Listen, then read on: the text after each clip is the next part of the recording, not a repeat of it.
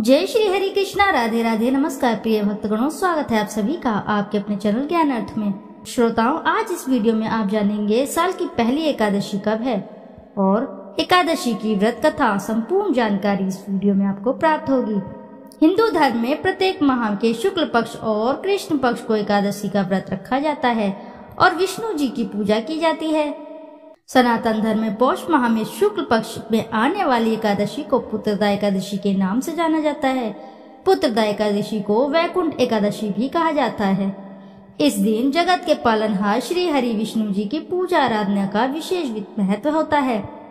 धार्मिक मान्यताओं के अनुसार पुत्रदा एकादशी का व्रत रखने से संतान से जुड़ी सभी समस्याएं दूर हो जाती हैं और मनोवांछित फलों की प्राप्ति होती है। यह भगवान विष्णु संग माता लक्ष्मी की पूजा आराधना का दिन है। दृक पंचांग के अनुसार जनवरी माह का पहला एकादशी व्रत 10 जनवरी को रखा जाएगा। आइए जानते हैं एकादशी की सही तिथि, शुभ मुहूर्त, सामग्री लिस्ट और पूजा विधि और कथा के बारे में। दृक पंचांग के अनुसार पौष माह की शुक्ल पक्ष की एकादशी तिथि का आरंभ 9 जनवरी 2025 को दोपहर 12:22 पर होगा और अगले दिन 10 जनवरी 2025 को सुबह 10:19 पर समाप्त हो जाएगा। ऐसे में उदय तिथि के अनुसार 10 जनवरी 2025 के दिन शुक्रवार को पौष पुत्रदा एकादशी का व्रत रखा जाएगा। पारण का समय रहेगा 12 जनवरी 2025 को सुबह 7:15 से सुबह 8:21 तक द्वादशी तिथि में एकादशी का व्रत पारण करने का समय है। अब इसमें आपको क्या सामग्री चाहिए? भगवान विष्णु और माता लक्ष्मी की प्रतिमा, छोटी चौकी, पीला कपड़ा, पीले फूल, पीले फल, तुलसी दल, पंचामृत, अक्षत, धूप, दीप, मिठाई समेत पूजा की सभी सामग्री एकत्रित कर लें।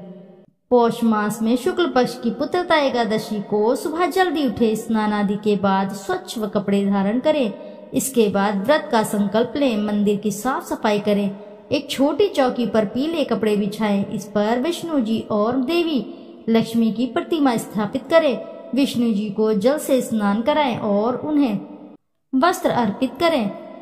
अब विष्णु जी को फल, फूल, तुलसी दल समेत सभी पूजा सामग्री अर्पित करें। प्रतिमा के समक्ष दीपक अवश्य जलाएं और विष्णु जी की विधि विधान से पूजा करें। भगवान विष्णु के मंत्रों का जप भी अवश्य करें और एकादशी की व्रत कथा अवश्य ही रसपान करें। दिन भर उपवास रखें और अगले दिन सुबह सूर्योदय से पूर्व उठे। स्नान आदि के बाद स्वच्छ कपड़े पहने, ब्राह्मणों को, जरूरतमंदों को और अपनी क्षमता अनुसार अन्न धन का दान करें। इसके बाद द्वादशी तिथि का पारण व्रत करें। आइए अब रसपान करते हैं एकादशी के दिन सुनी जाने वाली पावन एवं पौराणिक व्रत कथा और साथ ही एकादशी की आरती। महाराज युधिष्ठिर ने पूछा, हे भगवान, आपने सफला एकादशी का महात्म्य बताकर मुझ पर बड़ी कृपा की। आप कृपा करके यह बतलाइए कि पौष शुक्ल एकादशी का क्या नाम है, उसकी विधि क्या है और उसमें कौन से देवता का पूजन किया जाता है। भक्त वत्सल भगवान श्री कृष्ण बोले, हे राजन, इस एकादशी का नाम पुत्रदा एकादशी है। इसमें भी नारायण भगवान की पूजा की जाती है। इस चर और अचर संसार में पुत्रदा एकादशी के व्रत के समान दूसरा कोई व्रत नहीं है। इसके पुण्य से मनुष्य तपस्वी, विद्वान और लक्ष्मीवान होता है। इसकी मैं एक कथा कहता हूँ, सो अब तुम ध्यान लगाकर सुनो। भद्रावती नामक नगरी में सुकेतुमान नाम का एक राजा राज्य करता था। उसके कोई पुत्र नहीं था। उसकी स्त्री का नाम शैव्या था। वह निपुत्री होने के कारण सदैव चिंतित रहा करती थी। राजा के पितृ भी रो रो कर पिंड लिया करते थे और वे सोचा करते थे कि इसके बाद हमको कौन पिंड देगा। राजा को भाई बांधव और धन, हाथी, घोड़े, राजे और मंत्री, इन सब में से किसी से भी संतोष नहीं होता था। वह सदैव ही विचार करा करते थे कि मेरे मरने के बाद मुझको पिंडदान कौन करेगा। बिना पुत्र के पुत्रों और देवताओं का ऋण मैं कैसे चुका सकूंगा। जिस घर में पुत्र ना हो उस घर में सदैव अंधेरा ही रहता है। इसलिए पुत्र उत्पत्ति के लिए प्रयत्न करना चाहिए। जिस मनुष्य ने पुत्र का मुख देखा है वह धन्य है, उसको इस लोक में यश और परलोक में शांति मिलती है, अर्थात उनके दोनों लोक सुधर जाते हैं। पूर्व जन्म के कर्म से ही इस जन्म में पुत्र धन आदि प्राप्त होते हैं। राजा इसी प्रकार रात दिन चिंता में लगा रहता था। एक समय तो राजा ने अपने शरीर को त्याग देने का निश्चय किया, परंतु आत्मघात को महान पाप समझकर उसने ऐसा नहीं किया। एक दिन राजा ऐसा ही विचार करता हुआ अपने घोड़े पर चढ़कर वन को चल दिया। तथा पक्षियों और वृक्षों को देखने लगा। उसने देखा कि वन में मृग, व्याघ्र, सुअर, सिंह, बंदर, सर्प आदि सब भ्रमण कर रहे थे। हाथी अपने बच्चों और हाथिनियों के बीच घूम रहा था। इस वन में कहीं तो गीदड़ अपने कर्कश स्वर में बोल रहे थे, कहीं उल्लू ध्वनि कर रहे थे। वन के दृश्य को देखकर राजा सोच विचार में लग गया। इसी प्रकार आधा दिन बीत गया। वह सोचने लगा कि मैंने कई यज्ञ किए, ब्राह्मणों को स्वादिष्ट भोजन से तृप्त किया है, फिर भी मुझको दुख प्राप्ति क्यों? राजा प्यास के मारे अत्यंत दुखी हो गया और पानी की तलाश में इधर उधर फिरने लगा। राजा ने एक सरोवर देखा। उस सरोवर में कमल खिले थे तथा सारस, हंस, मगरमच्छ आदि विहार कर रहे थे। उस सरोवर के चारों तरफ मुनियों के आश्रम बने हुए थे। उसी समय राजा के दाहिने अंग फड़कने लगे। राजा शुभ शकुन समझ घोड़े से उतरकर मुनि को दंडवत प्रणाम कर कर बैठ गया। राजा को देखकर मुनि ने कहा, हे राजन, हम तुमसे अत्यंत प्रसन्न हैं, तुम्हारी क्या इच्छा है सो कहो। राजा ने पूछा, महाराज आप कौन हैं और किस लिए यहाँ आए हैं, कृपया करके बताइए। मुनि कहने लगे कि हे राजन, आज संतान देने वाली पुत्रदा एकादशी है। हम लोग विष्णुदेव हैं और इस सरोवर में स्नान करने के लिए आए हैं। यह सुनकर राजा कहने लगा कि महाराज, मेरे कोई भी संतान नहीं है। यदि आप मुझ पर प्रसन्न हैं तो एक पुत्र का वरदान दीजिए। मुनि बोले, हे राजन, आज पुत्रदा एकादशी है, आप अवश्य ही इस व्रत को करें। भगवान की कृपा से अवश्य ही आपके घर में पुत्र होगा। मुनि के वचनों को सुनकर राजा ने उसी दिन एकादशी का व्रत किया और द्वादशी को उसका पारण किया। इसके पश्चात मुनियों को प्रणाम करके महल में वापस आ गया। कुछ समय बीतने के बाद रानी ने गर्भ धारण किया और 9 महीने के पश्चात उनके एक पुत्र हुआ। वह राजकुमार अत्यंत शूरवीर, यशस्वी और प्रजापालक हुआ। श्री कृष्ण बोले, हे राजन, पुत्र की प्राप्ति के लिए पुत्रदा एकादशी का व्रत करना चाहिए। जो मनुष्य इस महात्म्य को पढ़ता है या सुनता है, उसे अंत में स्वर्ग की प्राप्ति होती है। तो प्रेम से बोलो भक्तों, जय श्री हरि लक्ष्मी नारायण की जय। आइए श्रोताओं, अब करते हैं एकादशी माता की आरती। ओम जय एकादशी, जय एकादशी, जय एकादशी माता, विष्णु पूजा व्रत को धारण कर शक्ति मुक्ति पाता।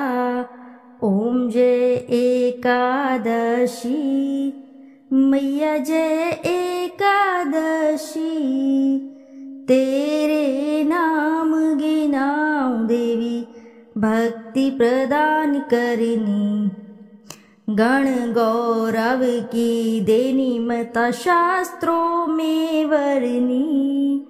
ओम जय एकादशी मैया, जय एकादशी, मार्गशीर्ष के कृष्ण पक्ष की उत्पन्न विश्वतारिणी जन्मी, शुक्ल पक्ष में हुई मोक्षदा मुक्तिदाता बन आई।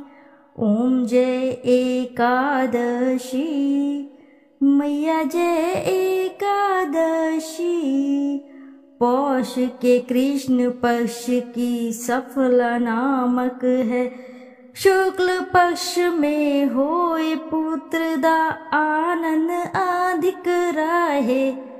ओम जय एकादशी मैया जय एकादशी। नाम षटीला माघ मास में कृष्ण पक्ष आवे, शुक्ल पक्ष में जया कहावे, विजय सदा पावे। ओम जय एकादशी मैया जय एकादशी। विजया फागुन कृष्ण पक्ष में शुक्ला आम्ल की, पाप मोचनी कृष्ण पक्ष में चैत्र महाबली की। ओम जय एकादशी मैया जय एकादशी। चैत्र शुक्ल में नाम कामदा धन देने वाली, नाम बथरूनी कृष्ण पक्ष में वैशाख महावाली। ओम जय एकादशी मैया जय एकादशी। शुक्ल पक्ष में होए मोहिनी, अपराज्येष्ठ कृष्ण पक्षी, नाम निर्जला सब सुख करनी, शुक्ल पक्ष रखी। ओम जय एकादशी मैया जय एकादशी। योगिनी नाम आषाढ़ में जानो, कृष्ण पक्ष करनी, देव शयनी नाम कहायो, शुक्ल पक्ष धरनी। ओम जय एकादशी मैया जय एकादशी। कामिका श्रावण मास में आवे, कृष्ण पक्ष कहिए, श्रावण शुक्ला होए पवित्रा, आनंद से रहिए। ओम जय एकादशी। अजा भाद्रपद कृष्ण पक्ष की परवर्तनी शुक्ला, इंद्रा आश्विन कृष्ण पक्ष में व्रत से भव सागर निकला। ओम जय एकादशी मैया जय एकादशी। पंपा कुशा है शुक्ल पक्ष में आप हरणहारी, रमा मास कार्तिक में आवे सुखदायक भारी। ओम जय एकादशी मैया जय एकादशी। देव उत्थानी शुक्ल पक्ष की सुखनाशक मैया, पावन मास में करू विनती पार करो नैया।